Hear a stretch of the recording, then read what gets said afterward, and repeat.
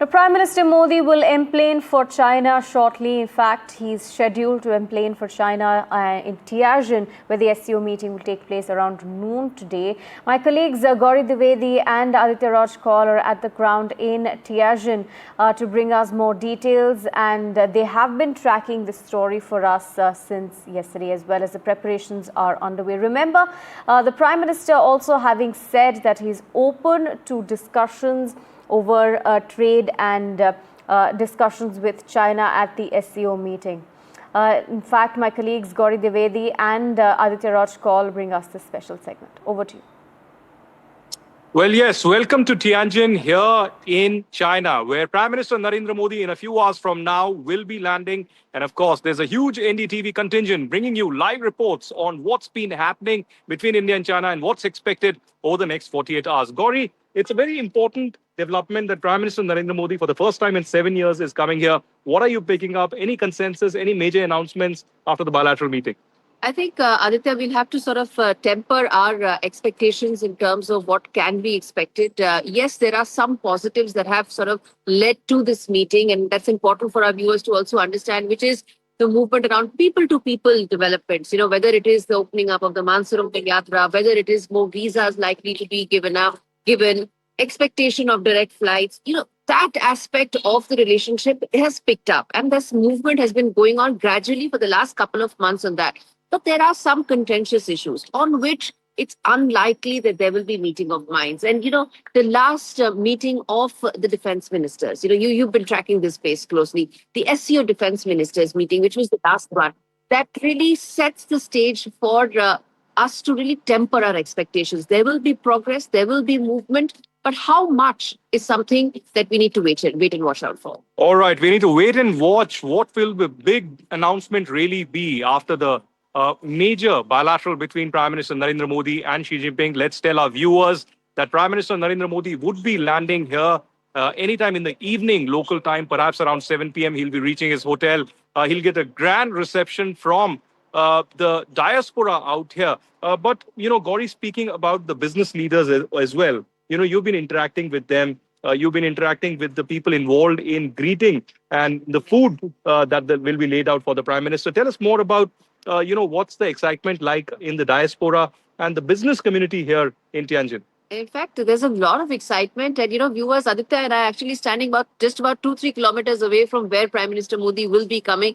A lot of excitement because this is the first visit after 7 years, and the diaspora itself has grown significantly, hasn't it? In the last decades or so, 2 decades, the person that we spoke with, in fact, who is going to be part of the entire preparations for Prime Minister Modi's visit here, also involved closely in his meals and all of that. He was saying that he actually has 12 restaurants in Beijing alone. And when he started this about 2 decades back, there were no takers. And now he thinks that he feels that there are so many takers for Indian food, Indian cuisine, Indian culture. That itself is a very close and important aspect of this entire relationship, isn't it? So the diaspora connect, we come back and talk on that, the people connect, the culture connect. That remains, and it's getting more and more stronger, isn't it? It's just the other aspects that need to sort of come in together for 360-degree progress. All right, it's big power push on the soft power of India. It's not just food and the diaspora, but a lot more that will be out here laid out in Tianjin, China, on the sidelines of the SCO summit. Let's dip into this special report by NDTV on this major visit as Prime Minister is about to arrive in Tianjin. Why don't you walk us through this particular picture that you have in front of your hands? Yeah. Sure. These. Yeah, go ahead. Yeah, yes. These are the pictures of Mr. Modi. We did a lot of discussion on China-India economy, and he was very keen on growing rapidly in Gujarat and in all over India of the way China was progressing. Okay. And I think Indian investments have come well. FDI in India, but then it is not again to the potential. A lot more that can happen. Yes, yeah. lot more. You're also somebody who's been sort of the person knowing the palate of the Prime Minister, isn't it? When he was the Chief Minister, then he used to visit your restaurants, and even now you're very closely involved with all that Prime Minister will be taking. Yes, we had the honor of serving the Prime Minister in 2006 at our restaurant, and we are again very excited to do the same during this visit. In fact, in previous visits also we had the opportunity of serving the Prime Minister. He's known to enjoy his Gujarati cuisine. Is that something that, any specific demands that come your way, or is that you already know what the Prime Minister likes? Not necessarily. There are times when we present a menu and then he would like to choose something from that. It would be vegetarian for sure, and some Gujarati as well as a lot of Indian choices also. Right, we are bringing you live report exclusively from the SCO summit here in Tianjin, China. The NDTV is the first media crew that has reached here. Gauri Dwivedi with me, my colleague. Gauri, one question to you is also about, the Pakistan angle. The Operation Sindoor just happened and the big push by India on counter-terrorism. Will that be one of the significant aspects that will be discussed at the SCO? Do you think that in the final declaration, there could be some condemnation of terrorism also coming in? I think that's the most important aspect, Aditya. This is the first summit that's taking place after Pahalgam. This is the first visit that is taking place since Operation Sindoor. And we all know that during Operation Sindoor, what the government said, which is that there was clear collaboration between Pakistan and China, whether it was the intelligence aspect, the military aspect, those things, one may think that there are some important aspects in terms of people-to-people connect and dialogue. That is progressing. That's very important. But these aspects also are equally important, and that's national security, and that's something that has to be addressed. So the sense one gets is that there may be some progress, but one needs to keep in mind that there may be just incremental movement forward, because China has a different view on it. It has a different perspective on this, and we talked about it in the last couple of months, didn't we? So in terms of whether there'll be a condemnation regarding Pahalgam, I would assume so, because, some of those back channel dialogues would have already taken place for the meeting to take place. How much and what exactly will be the wording of the statement is something that we'll have to wait for. Well, we need to remember that the terrorists of Pahalgam, who were in fact involved in the carnage of the 26 innocents, including 25 Indian nationals, were carrying Chinese equipment. So that has also led to a big trust deficit. But baby steps certainly towards this renewed, ambition of restoring the ties. Let's dip into this special report on the progress that's been made on India-China, and let's thank Trump for actually pushing both these countries.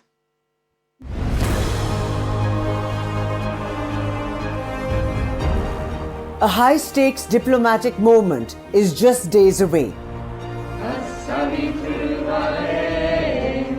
Prime Minister Narendra Modi will travel to China for the SCO summit on September 1st. It will mark his first visit to Beijing since the Galwan standoff strained ties in 2020. But this visit isn't happening in isolation. It caps nearly a year of careful, calculated engagement between the two Asian giants. It all began nearly 11 months ago at the Kazan BRICS summit in October 2024. That's where the first thaw was noticed as Prime Minister Modi met the Chinese President Xi Jinping.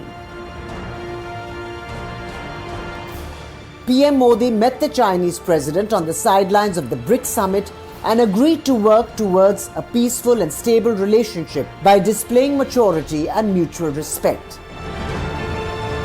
They also highlighted the need to not allow differences on boundary-related matters to disturb peace and tranquility along the LAC. The Kazan talks were followed by key milestones. The two countries agreed to phase disengagement at the LAC, followed by a revival of economic ties as an Indian business delegation visited China. This followed a series of high-level meetings between Defence Minister Rajnath Singh and his counterpart, as well as Foreign Minister S. Jaishankar and his counterpart, and President Xi, the first such meetings in over 5 years. Then came the big visit, Wang Yi in New Delhi just last month. It was the first high-level visit by a Chinese official in years. From reopening trade routes to restoring people-to-people exchanges, the steps taken in recent months signal a desire to move beyond the shadow of Galwan. The road ahead may be complex, but with dialogue and diplomacy, they are again exploring common ground. The big tango between the elephant and the tiger, the big meeting between Prime Minister Narendra Modi and, of course, Xi Jinping will be taking place in 24 hours from now. And NDTV is reporting live here from Tianjin in China. Gauri, one last question to you before we wrap up. Could we expect the announcement on the direct flight that's been happening for quite some time after Modi meets Xi Jinping? Absolutely. I think that's something that in all possibility will be announced because that aspect of the relationship, both leaders are clear, is progressing. They want to build on it further. And that also ties in well with the certain advances that the relationship has taken, right? And also a huge demand from diaspora as well, whether it is the visas aspect, quick processing of it, and direct flights. I think those are things that there will be a lot of movement on. All right, there'll be a lot of movement on people-to-people contact. But the big message from Prime Minister Narendra Modi ahead of the SCO summit to the Japanese media: stability, mutual respect. And certainly India and China need to come together to bring in stability in the economic international order. We will be continuing with live reportage here on NDTV. Stay tuned.